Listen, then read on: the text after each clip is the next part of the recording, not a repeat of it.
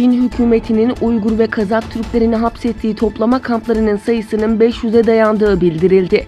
Katolik Asya Haber Birliği'nin bildirdiğine göre Çin hükümetinin Uygur ve Kazak Türklerini hapsettiği 500 kadar kamp olduğu belirtildi. Merkezi Amerika'da bulunan Doğu Türkistan Uyanış Hareketi'nden sağlanan bilgiye göre 182 kampın varlığının kanıtlandığı, bunların haricinde 209 muhtemel hapishane ve 74 çalışma kampının olduğunu düşündükleri bildirildi.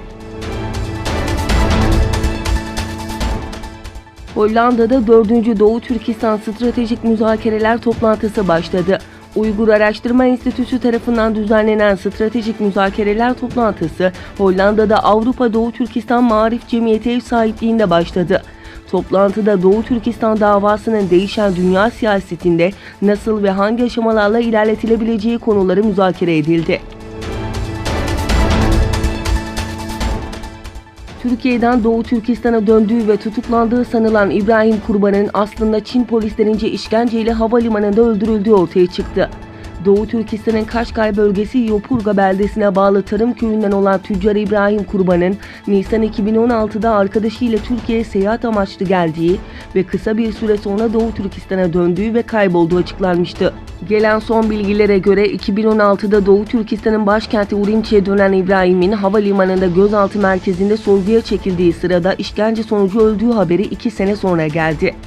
Özgür Asya Radyosu haberine göre İbrahim Kurban dışında Yopurga beldesinden 46 kişinin daha yurt dışı bağlantılı unsur suçlamasıyla tutuklanıp 36'sının hapis cezası aldıkları, geri kalanlarının ceza kampına götürüldükleri belirtiliyor. Çin, ABD'nin lazer silahlarına karşı muadil silahlar yerine silahı etkisiz hale getirecek teknoloji için projeler yürütüyor.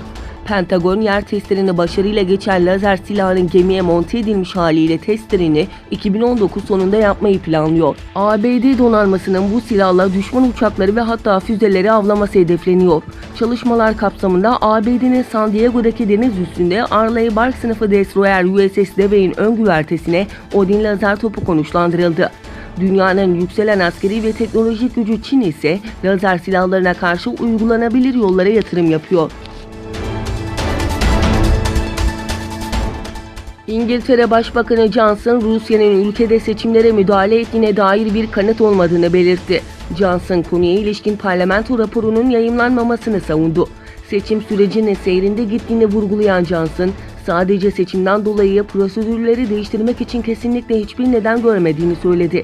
Johnson, Rusya'nın seçimlere müdahale ettiğine ilişkin iddialar konusunda da buna dair bir kanıt yok dedi. Irak'ta 1 Ekim'le başlayan yolsuzluk karşıtı gösteriler devam ediyor. Güvenlik kaynaklarından alınan bilgiye göre Bağdat merkezindeki Tahrir Meydanı yakınlarında park halinde bulunan araca yerleştirilen bomba infilak ettirildi. Saldırıda ilk belirlemelere göre 4 kişinin öldüğü, 20 kişinin yaralandığı belirtildi. Irak Bağımsız Yüksek İnsan Hakları Konseyi'nin yayımladığı rapora göre 1,5 aylık sürede 319 kişi yaşamını yitirirken 15.000 kişi de yaralandı. Eylemciler bugün Basra eyaletinde Kasr limanına giden tüm yolları kapattı ve yük taşıyan tırların limana ulaşmasına izin vermedi.